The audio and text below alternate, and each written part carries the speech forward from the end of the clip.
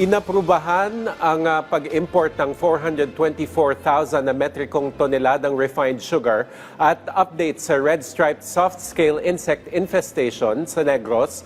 Ating pag-uusapan kasama si Sugar Regulatory Administration Administrator Pablo Azcona. Admin Azcona, magandang tanghali po. Magandang tanghali po, sir.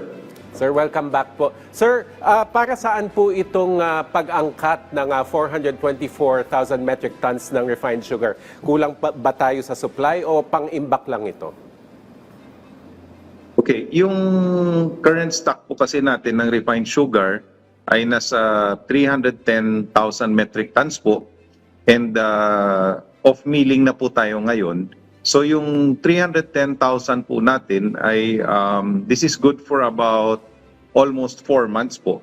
And that will be around October, and wala pa rin po tayong local refining by that time. So yung pag-angkat po natin, half of it will be used, no, kailangan natin, and then yung 200,000, or actually yung accurately it's about 170,000, gagamitin po natin as our 2-month buffer po. Sir, kailan po inaasahan na dumating itong mga inangkat na asukal at hanggang kailan po yung pag-aangkat nito? Okay, yung binigay po nating date of arrival po sa kanila is pwede na pong dumating sa atin bansa po this third week to last week of July, umpisa. And we recommended po a deadline of November 30 para po na yung iniisip po natin na by the time na umumpisa na po pasok yung local refined sugar po natin, hindi na po siya magko-compete sa imported. Sir, may inaasahan po bang epekto ito sa presyo ng asukal in the coming months? Wala po. Yung pricing po natin has been stable on the retail market. Yung refined sugar po natin ay nagstay po sa 85 pesos for the last 3 years already under President Marcos and Secretary Chu Laurel. And we are actually seeking to keep it there, no, na just keep it stable. In the last year, bumaba din yung price ng brown sugar at saka ng washed sugar sa retail. And yung farmers naman po natin, tumaas naman po yung price ng farmers. So parang yung situation po sa ngayon, very good for the farmer, tumaas yung farm gate at saka mill gate price niya. Very good din for the consumer, bumaba po yung retail price ng brown and ng washed, and stable po si refined. Yung parati ko pong sinasabi, yung sugarcane farmer po, retail consumer din po tayo ng sugar. So ayaw din po natin ng mataas na retail price, and sa ngayon po, we were able to achieve, no, na stable siya for the last few years. Sir, para sa kaalaman lang po ng ating mga kababayan, no, kasi ayan, may in-approve po na importation ng refined sugar, pero baka may nabibili sila o makukuha sila na smuggled pala. So, sino po yung mga qualified na mag-import nitong refined sugar? Okay. To remove the subjectivity to the import process, yung ginawa po natin, this has been ongoing for the last 2 years. Yung ginawa po natin ay meron tayong SO2. Ito po ay voluntary purchase of local farmer sugar para makareceive po tayo ng appropriate import allocation. So may ratio po yan. And yung ginawa po, yung qualified importers, even po kahit hindi sila international trader, yung qualified na mga traders po, licensed traders sa SRA, pwedeng sumali sa program. So yung pag-aangkat po ngayon ng asukal, yung allocation po is not subjective anymore. This is all performance-based, no? Based sa performance ng mga importers sa program natin. So tinanggal natin yung subjectivity para walang duda, para fair po sa lahat. So yung pinakamaraming biniling farmer sugar, sila yung tumulong sa local farmers natin, sila din po yung pinakamaraming maiangkat po na imported sugar. Sir, saan naman po iimbak itong mga paparating na refined sugar at sapat po ba yung ating, kumbaga, storage space o mga warehouse, lalo't tag-ulan na rin? Yes po. Yung pag-store nito, sinustore ito sa SRA registered warehouses. Privately owned po yan. Yung iba dyan, pinag-ari po ng importer mismo. But lahat po yan registered, and yung SRA po ay nagmo-monitor ng laman ng mga warehouse. Hindi naman po siya pwede nilang ibenta kasi po classified yung lahat na dumarating as sea sugar or reserve. So bago nila mabenta locally po, maghihingi sila ng conversion sa SRA, and bago po tayo nagko-convert, may physical inspection po yan. So lahat na inventory po ng inambak na asukal, monitored ng SRA yan on a weekly basis po.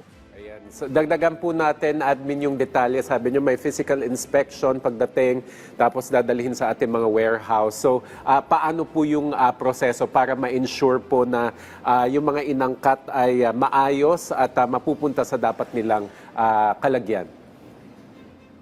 Yes, upon arrival po, meron tayong physical inspection. Meron din po yung safety inspection po when it comes to food safety.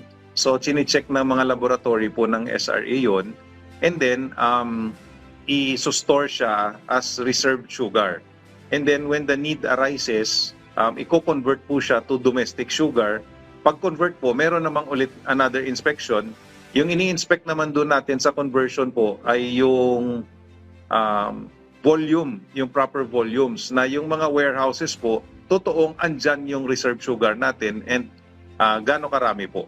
And then if may duda po ng konti, ipa-lab test po ulit natin yan for food safety po.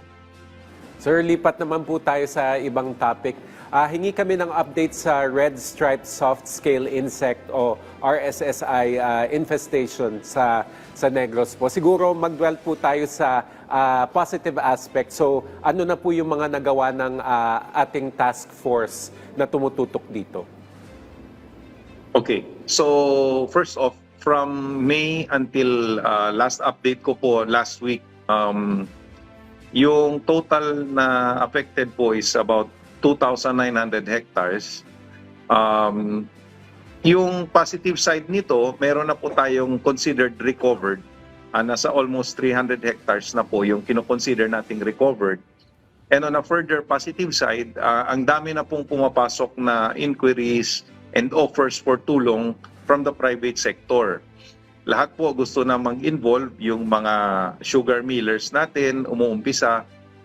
Meron din tayong tawag galing sa mga sugar traders mismo, sa mga importers, sa exporters, at saka po sa mga farmer associations kung ano po yung pwede nilang itulong. This is a very positive sign kasi po makikita natin na everybody involved in the sugar industry ay may concern po, no? Ayaw nilang masisira yung industry. And also, meron na po tayong mga breakthroughs, may nakita na po tayong parasitoids, be it another insect, meron tayong tinitest which seems very successful, and hopefully we could announce it na next week na on the fungi side. So medyo ang dami na pong na-learn, and yung pinaka maganda po is yung education ng farmers natin, yung early detection. Sa ngayon po, yung mga farmers natin, talagang binabantayan nila yung sugarcane nila.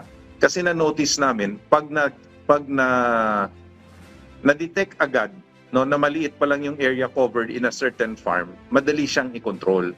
So far yun, and pinapa-verify din po natin yung area affected. Kung totoo bang ganyan kalawak, kasi po, I was made to understand, and sa personal experience ko din po sa sariling farm, na yung tinatamaan is about maybe 2 to 3 meters deep lang po, no, from the side of the highway. Yung pag-spread nito na nagbumilis kasi nung harvest season, tumatakbo po yung mga truck, may dalang sugarcane, and lumilipad po yung leaves nito, siguro kasama yung RSSI. That's why most of the affected areas po roadside. So pinapa-verify po natin yung actual areas and yung severity. Kasi sa 2,900 hectares na sinasabi ko, ang pinakamalaking percentage dyan, yung tinatawag nilang slight infestation, yun yung roadside. Ayan. But very positive po yung galaw ng buong industry and the government agencies involved, including the province and the LGUs po. Sir, doon sa nabanggit niyong 300 hectares na pwede nang i-consider na recovered, ano po yung mga hakbang na ginawa ng mga ahensya ng gobyerno bukod po sa sinabi niyong na-raise yung awareness ng ating sugar farmers para po malabanan nito? Ano po yung mga hakbang and did we actually use pesticides na po ba? Yes po, yung ginamit natin doon is pesticide and when the SRA and the other government agencies, the DA, the Provincial Agriculture and the LGU Agricultural Offices go to the farmers po, yung first is tinuturuan sila how to treat the affected areas using pesticide and pangalawa po, more on identification na and inspection po na makikita natin na bago pa po maging malala yung infestation, ma-detect na agad and ma-actionan. So, yun yung pinakamalaking ginawa natin and most of it po ginamit natin spraying ng pesticide po.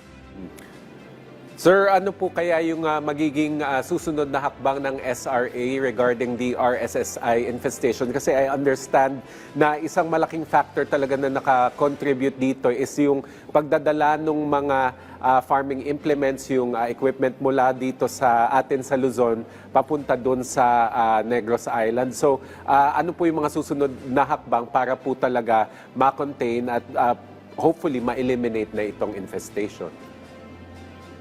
Yes, the SRA board, the sugar board already passed a sugar order number 6, nakapost na yan sa website natin, prohibiting any transfer of sugarcane planting materials, importation of new sugarcane varieties, and release of varieties and other things, no?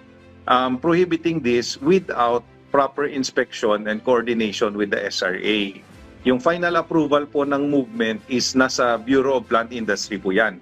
But si SRA po yung mag-i-inspect, si SRA yung mag-monitor bago po i-move natin. Yung tinatry natin gawin po is number 1, to contain what's going on now and to avoid any future similar instances po.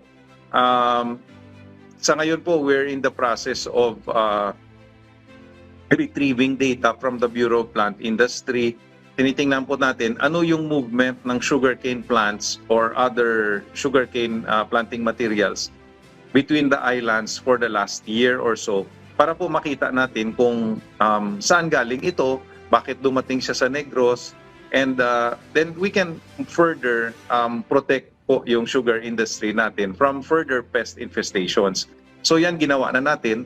Number 2, on the long-term control, the SRA is developing yung parasitoids natin, be it insects or fungus or other organisms, na isi-spread po natin ito sa mga sugarcane farmers natin, lalo na po yung mga land reform beneficiary farmers natin, para po yung natural control, yun dun po talaga tayo papunta for long-term control po.